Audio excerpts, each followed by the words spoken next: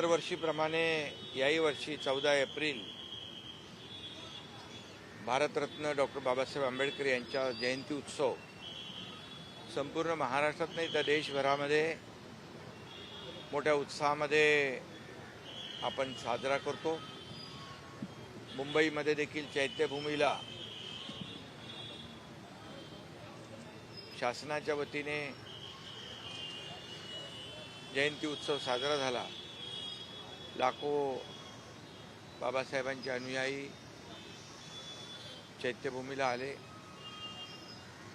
आणि संपूर्ण महाराष्ट्रामध्ये आज पाहिलं नागपूरला दीक्षाभूमीला असेल, सगळीकडेच अगदी आता आपण ठाण्यामध्ये अनेक ठिकाणी हा जयंती उत्सव साजरा करतो। मी भारतरत्न डॉक्टर बाबासाहेब आंबेडकर यांना विनम्र अभिवादन करतो आणि कोटी कोटी प्रणाम करतो।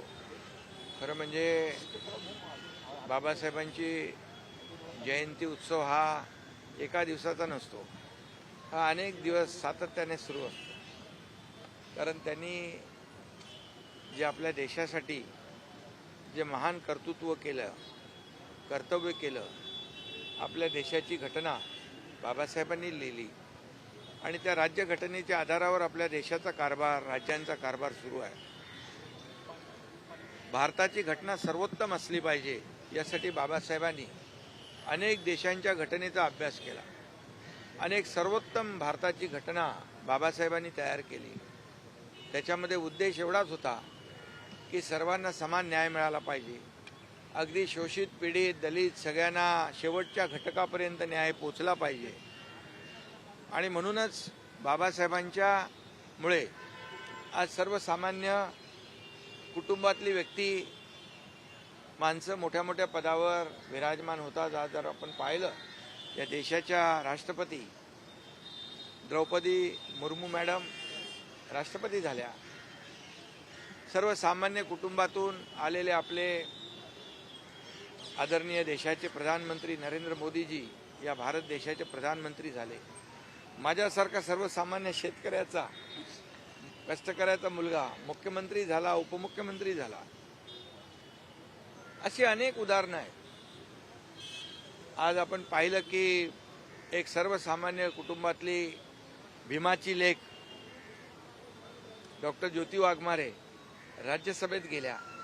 इथं मागे आमच्या महापौर उभे आहेत, हे पण भीमाचीच लेक आहे। एक ठाण्यासारख्या शहराच्या महापौर झाल्या। हे सगळं जे घडलंय ते फक्त आणि फक्त बाबासाहेबांच्या घटनेमुळे आणि बाबासाहेबांनी दाखवलेल्या या मार्गदर्शक आणि बाबासाहेबांनी जी घटना लिहिताना सर्वसामान्यांचा विचार केला, त्यामुळेच या सगळ्या गोष्टी साध्य झालेल्या आहेत। आणि म्हणून बाबासाहेब म्हणायचे, माणूस जन्माने नाही तर कर्माने महान ठरतो।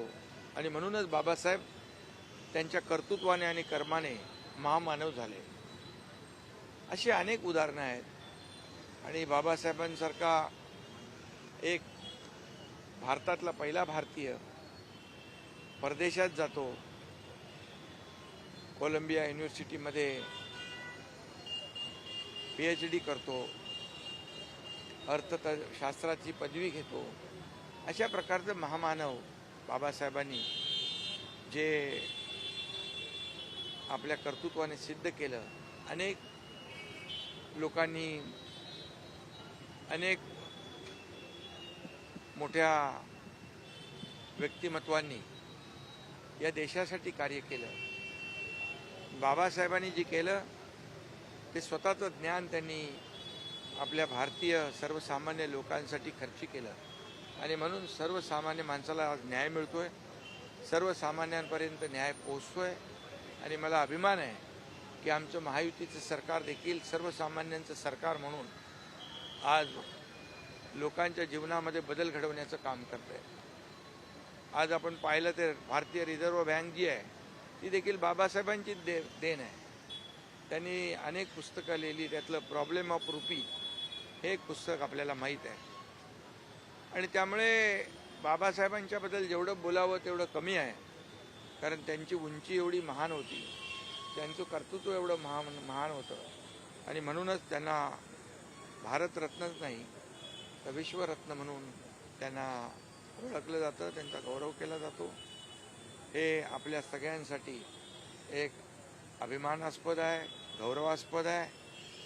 मी देशाचे प्रधानमंत्री नरेंद्र मोदीजी यांना देखील धन्यवाद देईन, कारण संविधान दिन 2015 पासून या देशामध्ये सुरू झाला. बाबासाहेबांनी जे संविधान लिहिलं, जी घटना लिहिली, त्याचा देखील आदर करणं, सन्मान करणं या संविधान दिनाच्या निमित्ताने या देशामध्ये होऊ लागला.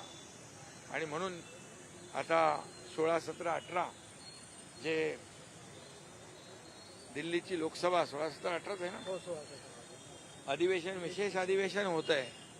आणि या विशेष अधिवेशनात देखील महिलांना आत्मसन्मान देणं, आत्मनिर्भर करणं, स्वतःच्या पायावर उभं करणं, त्यांना सक्षम करणं.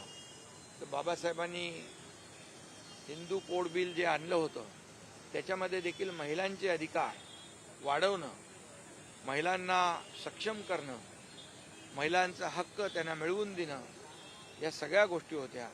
त्याचाच परिपाक आज आपण पाहतोय की महिलांना लोकसभा आणि विधानसभेत देखील 33% आरक्षण देण्याचा निर्णय केंद्र सरकारने, प्रधानमंत्री नरेंद्र मोदीजींनी घेतला आहे.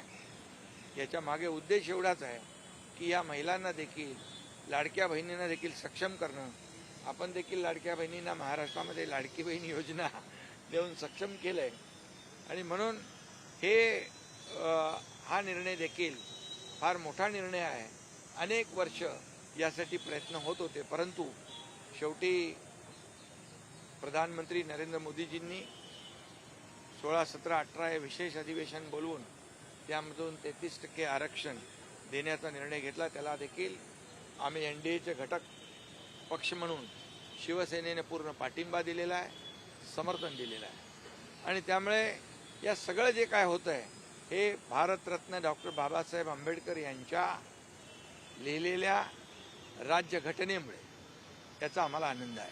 सर, आपलं एक पत्र आत्ताच आलेलं आहे आमच्याकडे की पंतप्रधान नरेंद्र मोदी यांना आपण पत्र लिहिलेलं आहे, आणि या पत्रातून हा जो निर्णय घेतला नारी शक्तीचा, त्याबद्दल त्यांचं कॉंग्रॅच्युलेशन केलेलं आहे. नेमकं काय आहे? आभार देखील मानले पाहिजे, त्यांना शुभेच्छा देखील. नाही, याच्यामध्ये जे काही आतापर्यंत गेल्या 2014 पासून प्रधानमंत्री नरेंद्र मोदीजींनी जे देशासाठी निर्णय घेतले, देश आज आर्थिक महासत्तेकडे जातो आहे, आणि त्याच्या मागे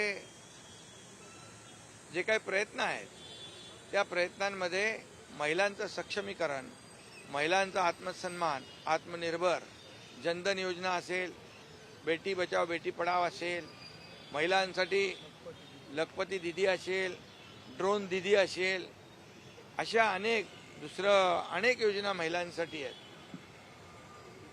त्या योजना ज्या मोदी साहेबांनी केल्या, आणि त्या सगळ्यात मोठं जे नवीन संसद झाली तर त्यामध्ये नारी वंदन, नारी सन्मान जे त्यांनी प्रथम त्यामध्ये त्याचा विचार केला, आणि आता प्रत्यक्षात त्याचं विधेयक देखील येत आहे.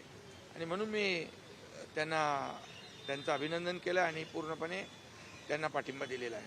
तिसरा मोठा घटक पक्ष शिवसेना आहे, आणि सगळ्या देशातल्या महिलांचे लाडके भाऊ म्हणून तुम्ही पंतप्रधानांचा उल्लेख केलेला आहे या पत्रामध्ये. हो, आता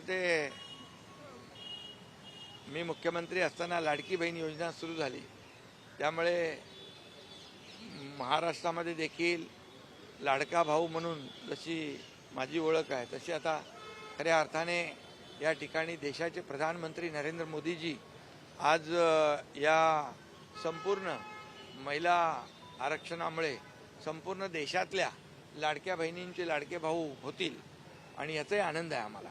देशातील सर्वात मोठं 900 बेड्सचं सुपर स्पेशालिटी सिव्हिल हॉस्पिटल होतं. आता त्याचं काम अंतिम टप्प्यामध्ये आलेलं आहे. सर्वात पहिलं हॉस्पिटल आहे देशातलं ज्याच्यावरती एअर ॲम्ब्युलन्स उतरणार आहे. अत्याधुनिक अशा प्रकारचं काम जे आहे ते सिव्हिल हॉस्पिटलचं होतं. ठाणे सिव्हिल हॉस्पिटल हे जिल्हास्तरीय हॉस्पिटल आहे आणि यामध्ये हे 900 बेडचं हॉस्पिटल अत्याधुनिक पद्धतीचं होतं आहे आणि हे सर्वसामान्य लोकांसाठी वरदान ठरेल आणि त्यामुळे हे युद्ध पातळीवर जलद गतीने हे झालं, त्याबद्दल मला समाधान आहे. ठाणेकरांना, जिल्ह्यातल्या लोकांना याचा फायदा होईल आरोग्यासाठी. हिंदी शॉर्ट में जो है आपने पीएम मोदी को जो है पत्र लिख के उनके आभार व्यक्त किए, जिसे आप महाराष्ट्र के लाडले भाई थे, वैसे आपने मोदी का उल्लेख देश के लाडले भाई करके किया है, क्या कहना चाहिए? आज भारत रत्न डॉक्टर बाबा साहेब आम्बेडकर जी की जयंती है 135वीं. आज सभी जगह पर जयंती के कार्यक्रम हो रहे हैं और भारत रत्न डॉक्टर बाबा साहेब आम्बेडकर जी ने जो हमारी राज्य घटना तैयार की, उसके वजह से एक सर्वसामान्य नागरिक को न्याय आज मिल रहा है. इसी तरह देश के प्रधानमंत्री नरेंद्र मोदी जी ने इन्होंने नारी सम्मान किया है, महिलाओं का सम्मान किया है, उनको आत्मनिर्भर किया है, उनको सक्षम किया है. आज उन्होंने निर्णय लिया है कि हमारी लाडली बहनाओं को, महिलाओं को 33% रिजर्वेशन लोकसभा चुनाव, विधानसभा चुनाव में मिलेगा. ये बहुत ऐतिहासिक पहल है, ऐतिहासिक कदम है.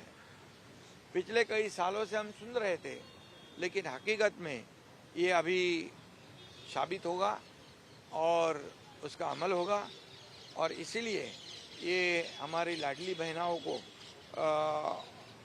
सक्षम करने का ये प्रयत्न है, कोशिश है और इसलिए मैं उनका अभिनंदन किया हूँ.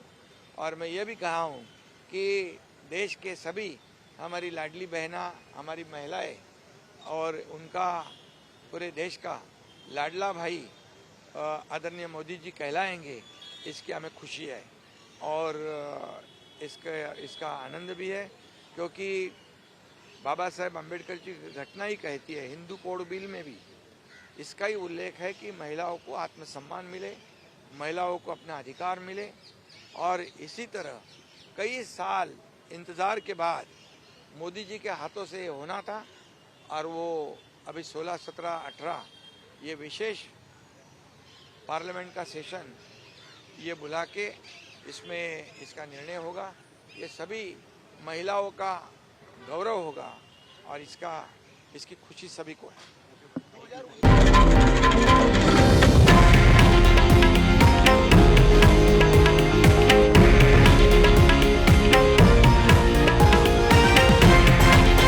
हे आहे देशातील नंबर 1 न्यूज नेटवर्क आणि आपण पाहत आहात TV9 मराठी, एकमेव.